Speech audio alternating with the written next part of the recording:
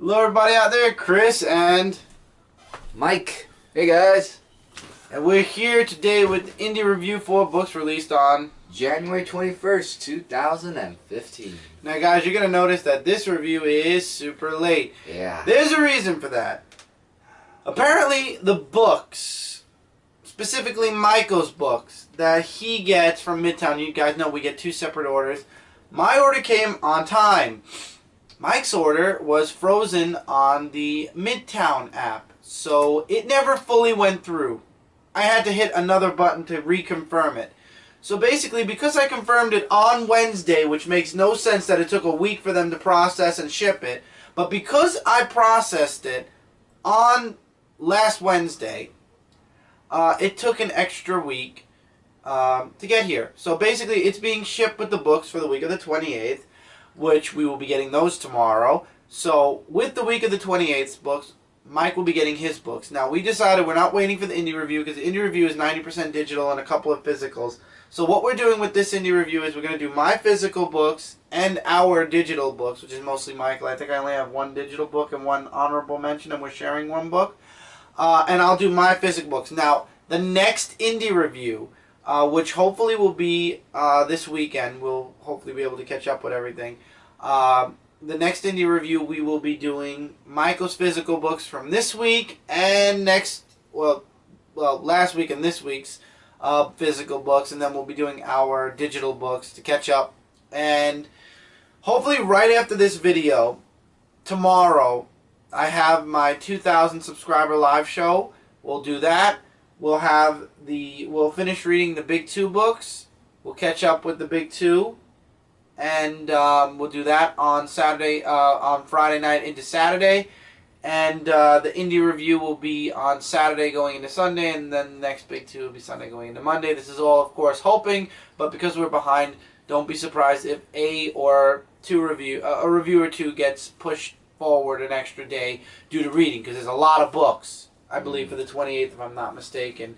And Michael still has all of his physical big two books, as well as his indie books. I'm reading them. That's what I meant.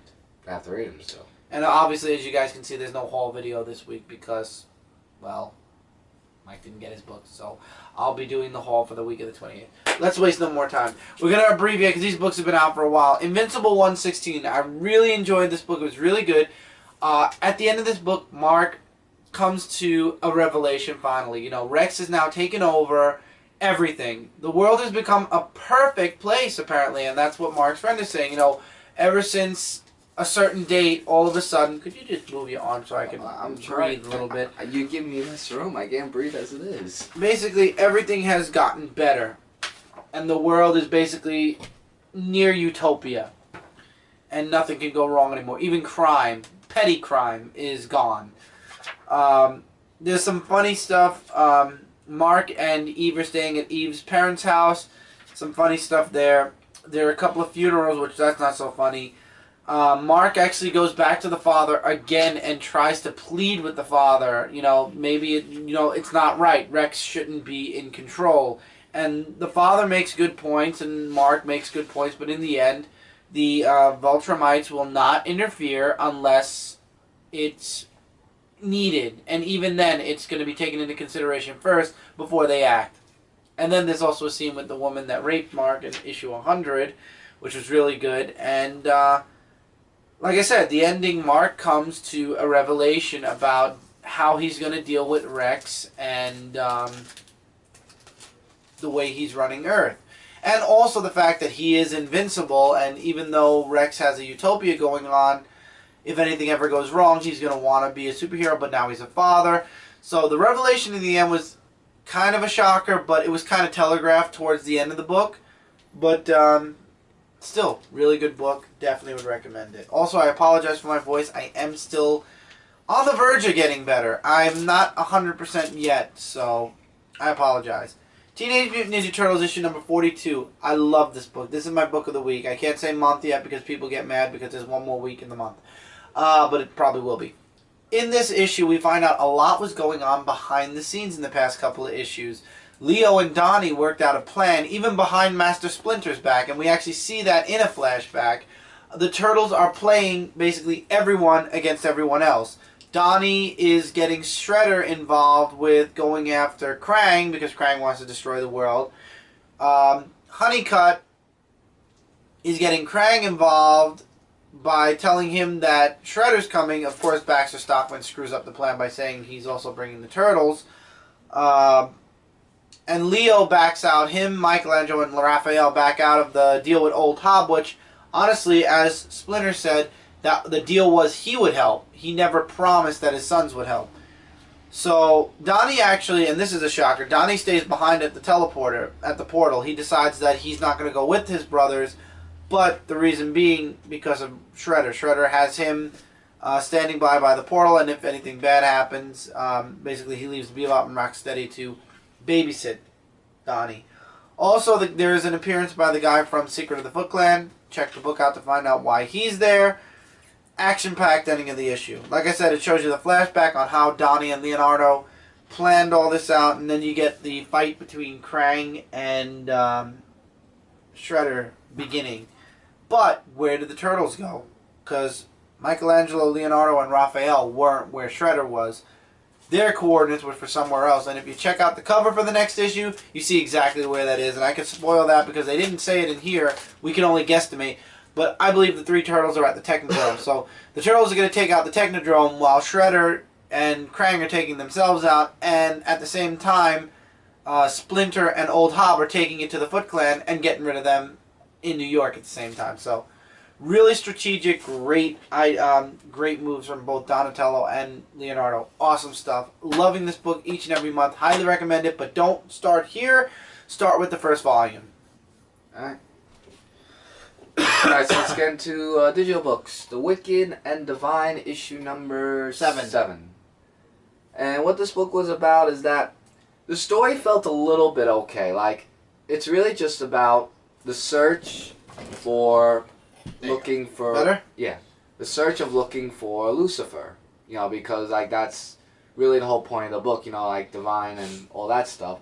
So, she actually talks with a friend of hers, I can't remember what her name was, and she's just trying to tell her about, you know, like there are certain theories that happens, you know, with finding her and everything. Like, it's just like a whole big, huge dialogue of, you know, that. So there's these panels that we see at this convention, and one of them is actually trying to get her to be part of him. Like it's like a robotic, demonic entity that he tries to. He looks like from Voltron a little bit, like the suit. Mm-hmm. Like not Voltron, like one of those bike rides. I can't remember what it is, but reminds anyway. me of Daft Punk. Or Daft Punk, yeah. I was actually thinking that mostly, and it's just looking for those informations about him, and there's a interesting, shocking thing that happens during the middle of the book, and I don't want to spoil it because it's kind of a little bit of a giveaway. So there's this portal that they go through, and we get introduced to this new character who is a rock star, and Olora is actually the main character's name, and he tries to say that he knows where he can find Lucifer with these clues and stuff, and basically that's partly the whole book.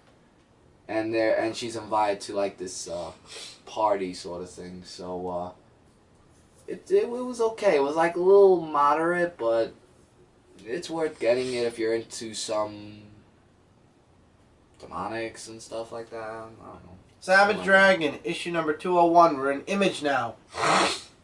How was it? I looked through the We book. actually been in Image. Duh. Wicked and Divine was Image.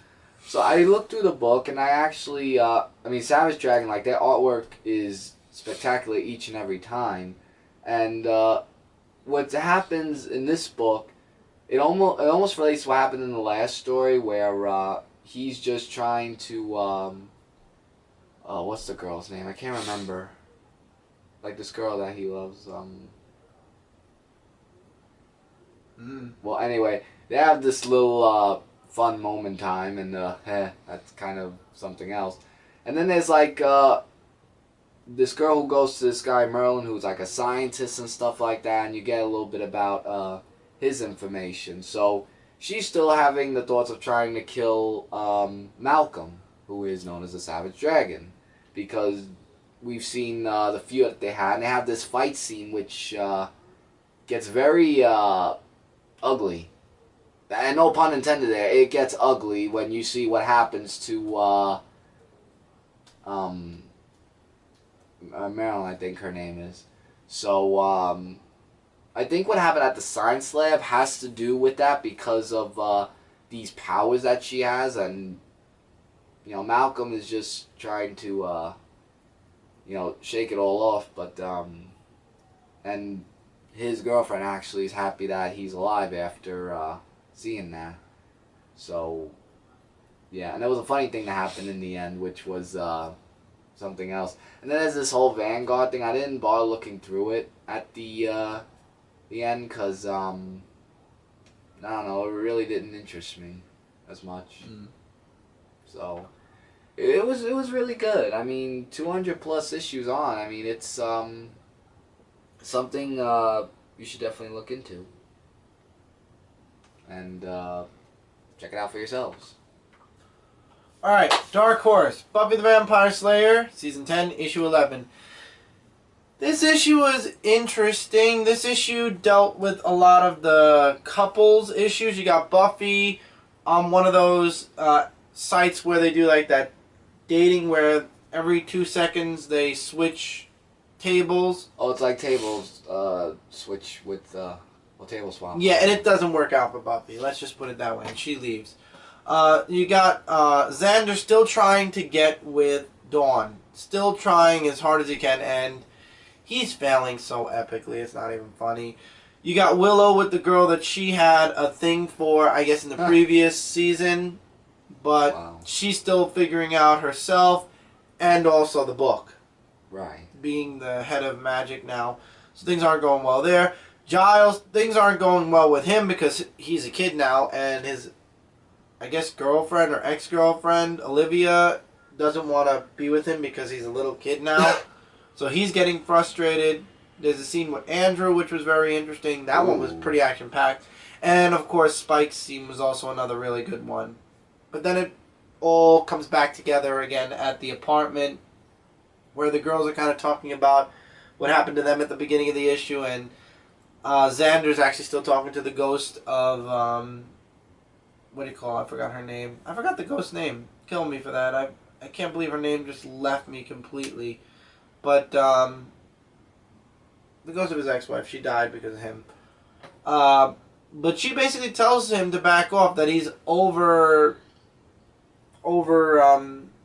powering Dawn. He's too much of a stalker-esque kind of person.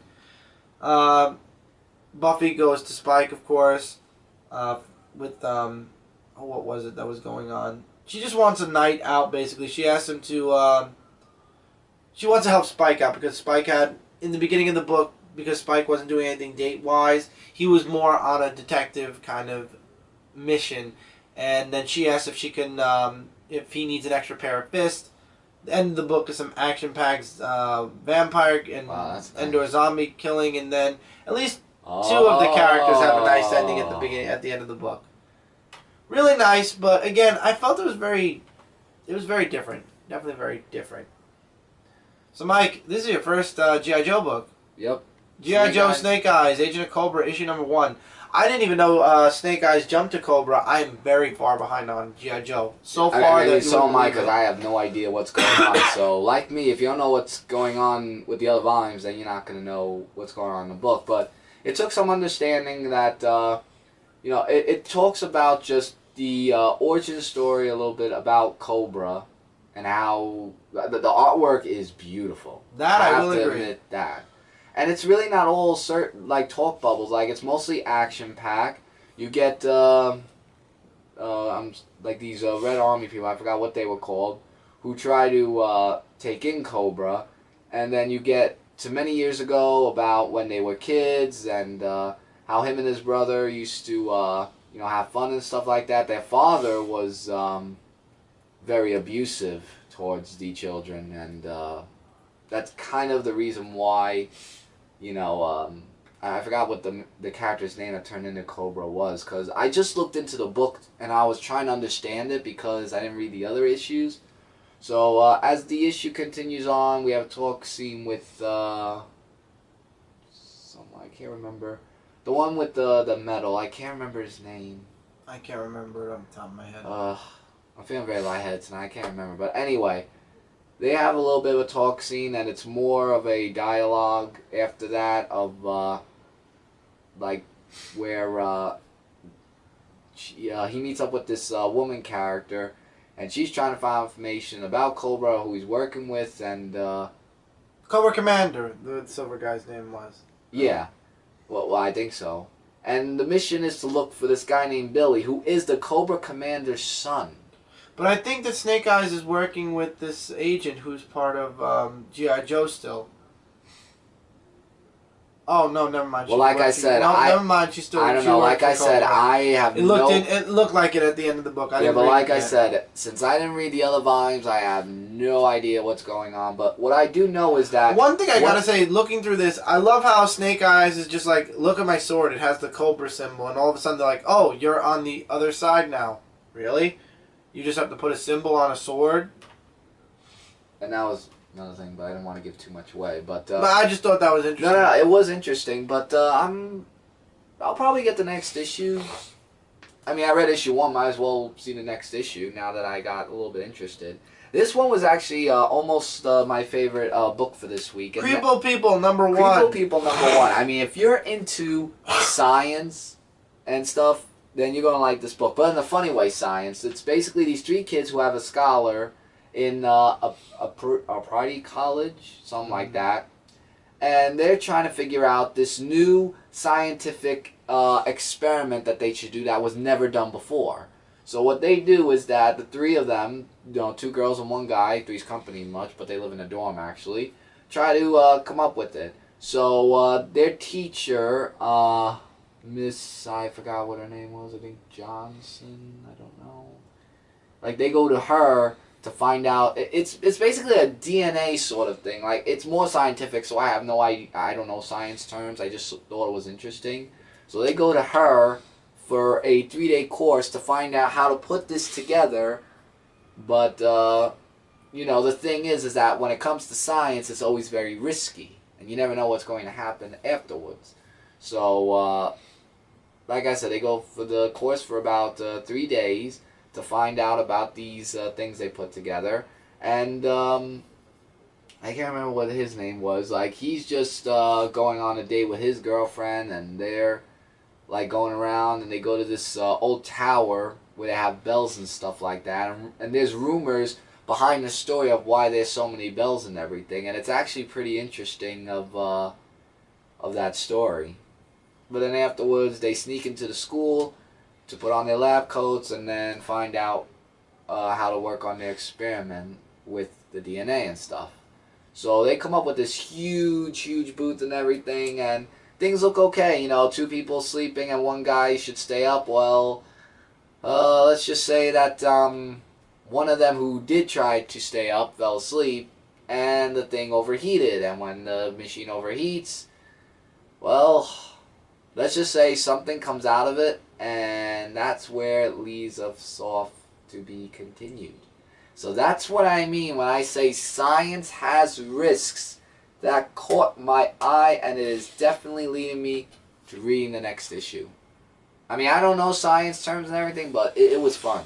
A fun read, at least. Next, this is based off of a movie we watched a long time ago. Yeah, Tim Allen was in this one. Yep. Galaxy Quest issue #1. The journey continues. So basically, this is years after the movie. Galaxy Quest is back on TV. They're super popular, they're making movies and everything. But it turns out at the end of the movie, when they use the Omega... Omega Cannon? Or something? No, there it is. Omega 13. Oh. Apparently it set something else back also. And it screwed these lizard people from being able to steal a base, was it? Or a moon? Take over a planet? No, sorry, I'm sorry. Take over a planet. And there's a Because deja vu moment. because when the ship rewound, it was so close to the planet that it rewound the planet for a couple of seconds also. And basically, instead of them taking over the planet, they were basically, one of the soldiers felt like it was deja vu, which it kind of was, and he opened fire on them before they could open fire on him, and the whole planet was destroyed. You can continue it. No, I was just saying, like, and then the guy who was like working on Brendan, who's actually working. The kid. The kid is actually talking to this, well, almost to himself, that actually was an alien, actually. And what he's trying to tell him is that you have to come with me because I need you to find out something about the transmitter. So after that, there's this convention that's going on, and That's about the movie. which is about the movie, and then a long dialogue of who they are, or trying to be this and that, and yada yada yada. So they like get into like this little argument, and sometimes panels can And that's be a when little Brendan down reaches out to the captain. which is when Brendan reaches out to the captain, and he's hoping that he's not the lizard, making sure by throwing a rock at him and stuff, which I thought was funny. But the in ending end, is worth. The ending is worth being quiet. worth being quiet. Is the right words I was gonna say. And Really good issue. I did enjoy it. The artwork's really good. I like that the main character doesn't look like Tim Allen. I like that they went with their own I version that, of the characters. Like, they didn't go with Sigourney Weaver's outlook or Tim Allen. They recreated the characters to look like a specific comic book character instead of the movie counterparts, which works better. Like that. So you don't like you can compare it to the movie, but you can't say that it's directly from the movie. It looks like its own unique entity.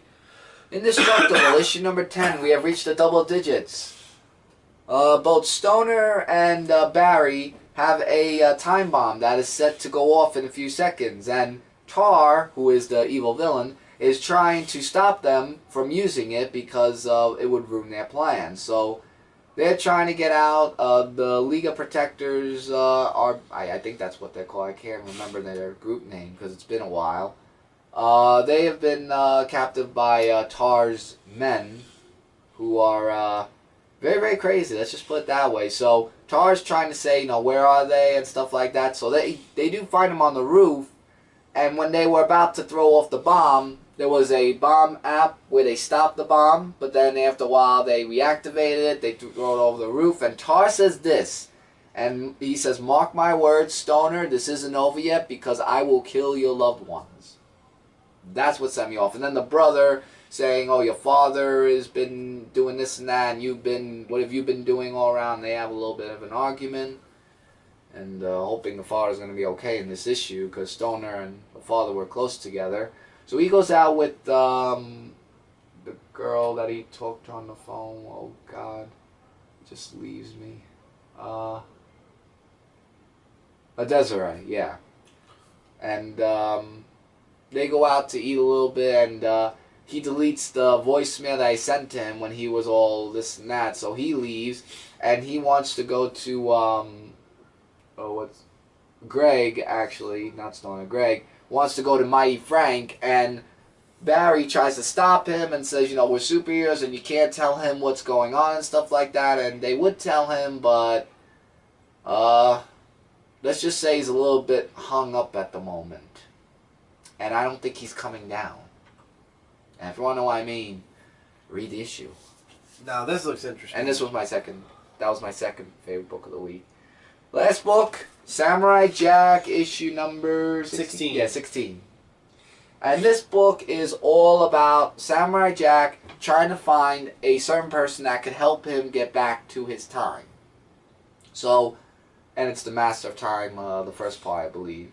So there's like this whole ceremony thing that happens. Of course, Samurai Jack's in disguise as one of them. I mean, I saw that because, there's like that. So they go to this gathering where they're seeing the Master of Time. And, I say, citizens, I am the Master of Time, and I have this new invention that I want to tell you about, which was a time machine. So Samurai Jack, hearing time machine, tries to sneak into the capsule, samurai-like, and tries to see the Master of Time, but the Master of Time seeing him, you have to go through these robotic knights, or not robotic knights, the knights that are many of them, and it turns out to be a little short guy who is the real master of time and knows about the time machine. So with that, he tries to fight off against the men, and they beat him, and they take him out. So with that, he finds an ad in the paper that says that there's a way that he could get out and in time, and he meets up with this cowboy-like character who might help him with that. And he does smell from the garbage. So, I don't know, I just thought I'd say that because that's what they said in the book. They don't show his eyes. I'll make you bet that's Haku. Yeah. So, it's a possibility. It could be a possibility, but let's find out because anything can happen to Samurai Jack. But let's see what happens if he gets back in time with the Master of Time part series. Alright guys, that's it for this review. As always, don't forget to check out Comic Related, Comic Frontline Zone 4 Podcast, and Frontline Gaming Zone. We are your #1 source for comic related news, reviews, and a whole bunch more. Apologies this is late. Apologies that we don't have all the physical books for this review. Next week, or the next episode, will definitely be a fun-packed episode. That is if the blizzard, because we had a recent blizzard that hit us, so... Yeah, and also the Big 2 review should be up hopefully very soon, followed by the haul, followed by the next indie review, which we will be reading up on starting tonight, and followed by the next Big 2 review, and then we'll be back up to date. You know, you gotta love apps. I won't use the Midtown app anymore because I can't take... No, do not. I'm not taking a chance if you on do, the freezing. this will happen. So we'll see you guys tomorrow night for the live show as well. That'll definitely take place before any other review for right now. And till then, take care, keep reading, keep collecting. Feel free to comment below your likes, dislikes, recommendations. Agree or disagree with anything we have to say here. So until next time, take care, keep reading, keep collecting. We'll see you guys in the next video. Later, everybody.